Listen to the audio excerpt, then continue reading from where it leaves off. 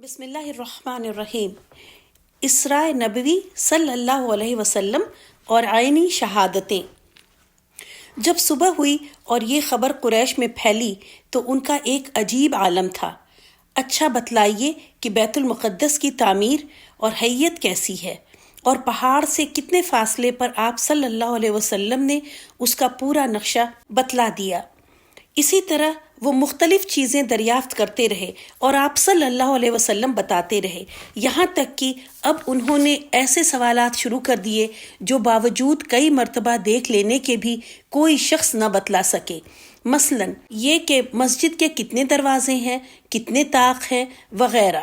ظاہر ہے کہ یہ چیزیں کون شمار کرتا ہے، اس لیے آپ صلی اللہ علیہ وسلم کو سخت اضطراب ہوا، مگر بطور معجزہ مسجد اقصیٰ آپ صلی اللہ علیہ وسلم کے سامنے کر دی گئی۔ آپ صلی اللہ علیہ وسلم شمار کرتے اور بتاتے جاتے تھے۔ ابو بکر صدیق رضی اللہ عنہ نے فرمایا، اشہد انکا۔ رسول اللہ صلی اللہ علیہ وسلم اور قریش بھی اب تو سب کے سب چپ ہوئے اور کہنے لگے، حالات و صفات تو بالکل درست بیان کیے ہیں۔ اور پھر حضرت ابو بکر صدیق رضی اللہ عنہ سے خطاب کر کے کہنے لگے کہ کیا تم تصدیق کرتے ہو کہ آپ صلی اللہ علیہ وسلم ایک رات میں اقصیٰ تک پہنچ بھی گئے اور لوٹ بھی آئے؟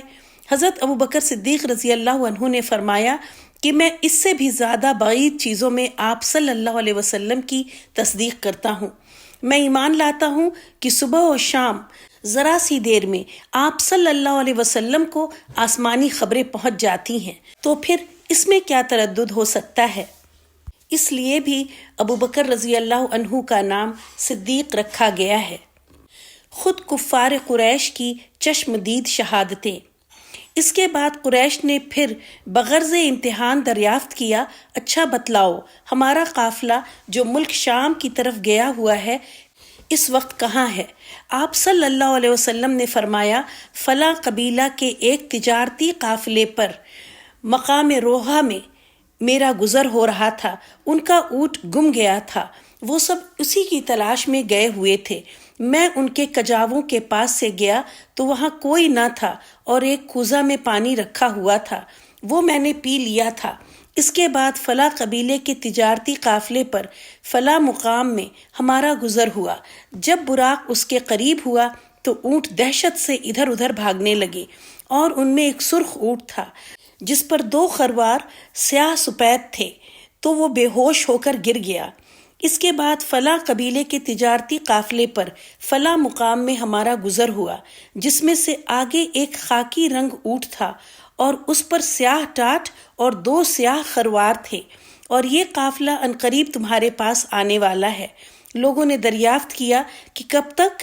آپ صلی اللہ علیہ وسلم نے فرمایا، بدھ کے روز تک آ جائے گا۔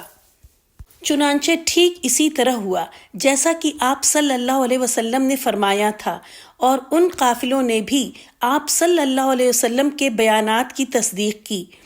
جب قریش پر خدا کی حجت تمام ہو گئی اور اس محیر العقول سفر کی خود ان کی قوم نے شہادت دی، تو اب ان کے لیے بھی اس کے سوا کوئی راستہ باقی نہیں رہا کہ آپ صلی اللہ علیہ وسلم کے اس سفر کو سحر اور آپ صلی اللہ علیہ وسلم کو معاذ اللہ جادوگر کہہ کر کھڑے ہو گئے۔